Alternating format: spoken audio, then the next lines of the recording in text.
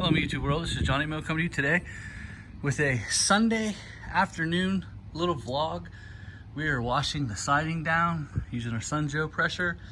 Got the grill all cleaned up, got the mowers cleaned up, got the front lawn.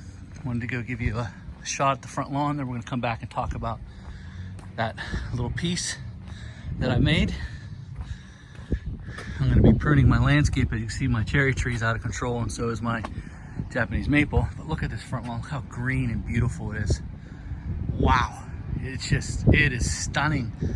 Grass is growing. I cut this 2 to 3 times a week. I fertilized it 3 weeks ago and I put a 1200 on it, and look at it, it's outstanding. You talk about neighborhood domination. I know I've got bent grass, I've got Kentucky blue, I've got some rye, I've got some coarse fescue. There's a patch of coarse fescue right there.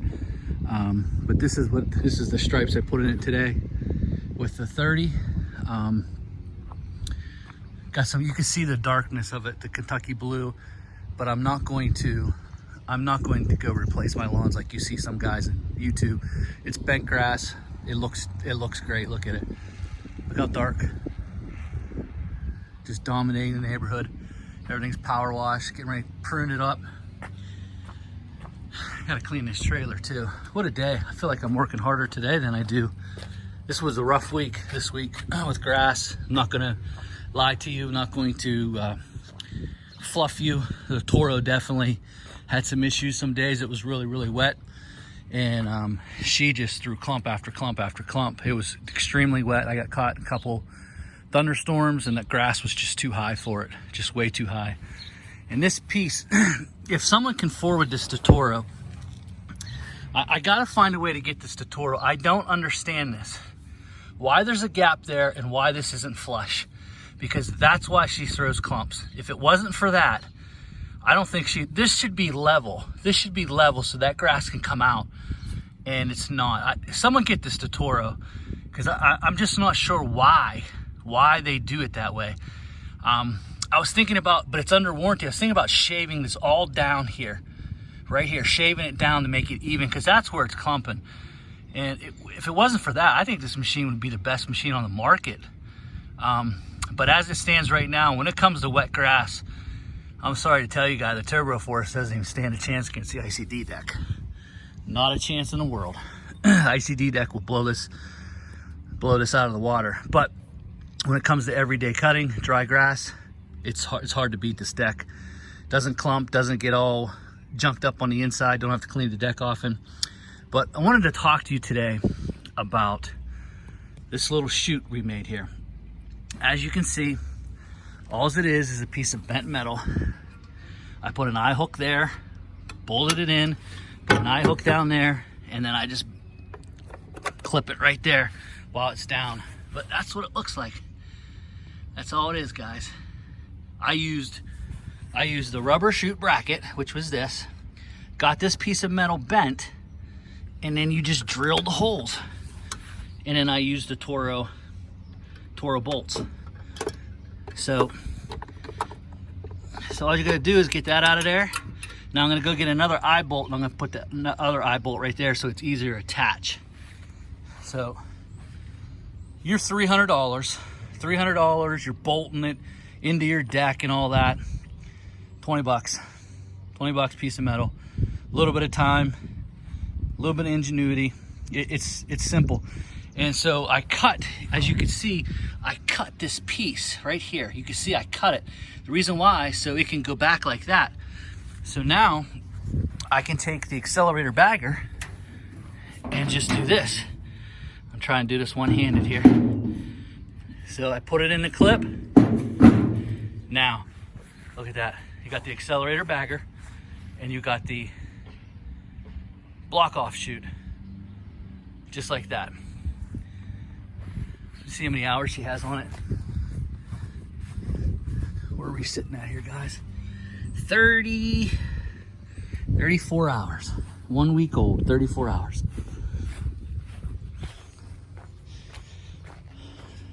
So, as you can see, nice little setup there. I'm able to, now what you can do with that bagger, and I had to do it one time this week. I got caught at my cemetery, and I got caught in the rain, and I already started, or else I wouldn't have tried to finish it. I had to finish it in the rain, and it was just, it was probably the worst I ever left the lawn, to be honest with you.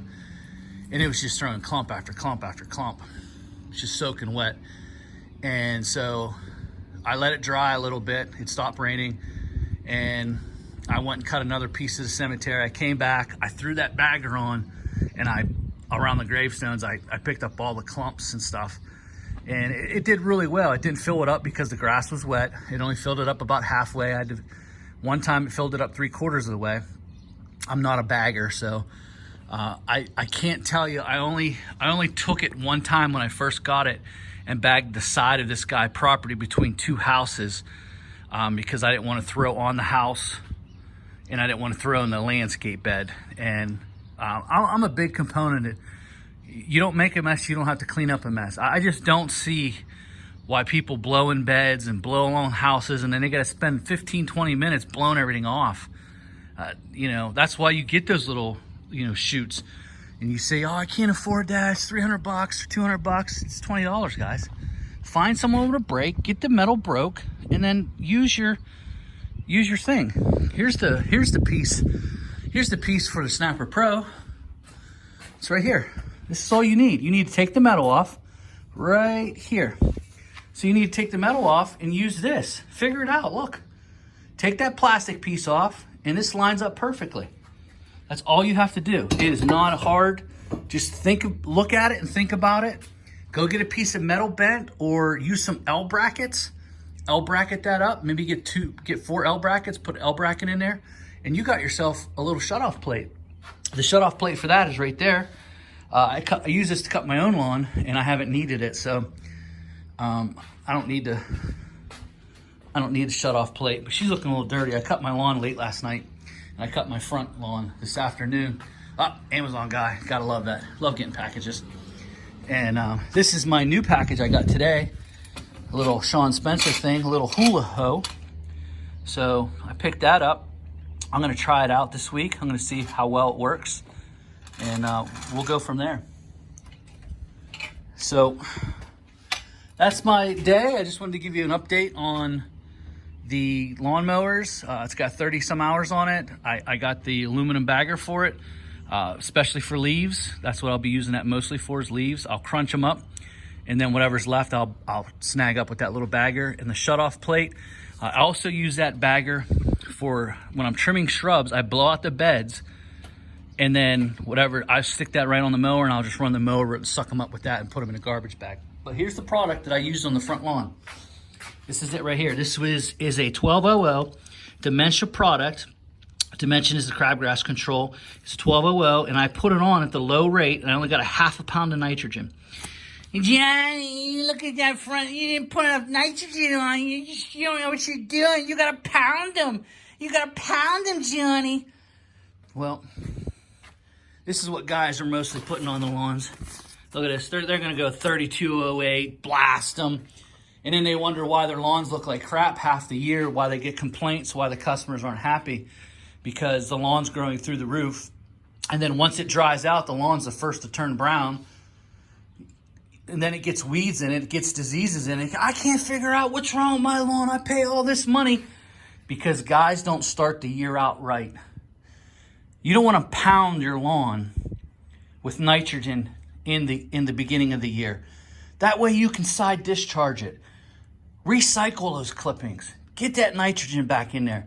There's nothing worse than a lawn getting ahead of you. It's growing 3-4 inches in a couple days, and all of a sudden the homeowner goes to cut the grass after a week. It's 1.5 feet tall, especially around here. It's thick, it's fertilized, and then they can't keep up with it, and they destroy it. The lawn's destroyed. There's no root system because you overpounded it with nitrogen in the spring, and it's growing through the roof. The springtime is where you really want to establish that solid roots. You don't want to destroy a lawn, and that's how you destroy a lawn. That's how you set your year up for failure. That's why you see all these lawns. These guys go around, they pound their lawns. I laugh my butt off. My lawns are just as green as theirs, and they're using more chemical, more expensive, more this, more that. I'm just laughing my butt off. Just look at it. It's hysterical. And then by midsummer, their lawns are all fried out and browned out, destroyed, insects, the whole nine. They can't figure it out. The answer is not more nitrogen. So I used this 3 weeks ago. It got a real nice color to it. You figure there's going to be some thunderstorms. We just had a couple thunderstorms. That's more nitrogen, and it's easier to cut. And I want to keep the grass at 3 1/4 inches. Around here, the highest that I cut is 3.75. The problem with trying to cut at 4 is this whole field is bent grass. I cut that at 3 inches. I cut the front lawn at 3 1/4. Now, bent grass and fine fescue fall over. Once it gets 80 to 90 degrees, it will not grow straight up and down anymore. It'll just fall over. It's hard. You have to have a high suction deck to get it to get up there and get cut. And so it likes to be cut around. The bent grass can actually be cut really, really low. That's what they use at golf courses. And it's a real hardy, thick, heavily rooted grass. So once your lawn gets old, like this field is extremely old. Nothing's been planted, nothing's been dug up, nothing's been done to it. So it's got that old fine fescue, bent grass. That's all what's in there. And that front lawn, I've had to patch it over the last 15 years.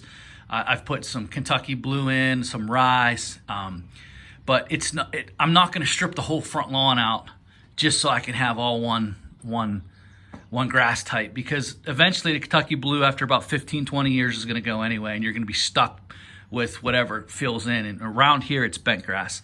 But once it hits between 80 and 90 degrees and it stays there, that bent grass will no longer grow straight up and down. It's not going to pump that hard chlorophyll. And if you don't keep it watered, all it's going to do is go dormant. And so that's the majority of the lawns around here. So that's why you can't cut it at 4 inches. We don't have any turf type tall fescue yet. I see seeds in the store, so I'm assuming it's going to start coming around here. Penn State mix is still the #1 grass mix around here. That is a majority of Kentucky blue, rye, and a fescue mix. That's the 3. That's what you usually see around here the most of. But honestly, the lawns that I deal with, majority of is mostly a bent grass because they're just older. All right, guys, that's my time. Just wanted to share my day with you, throw some tips in there, and whatever you can get out of this video. Later.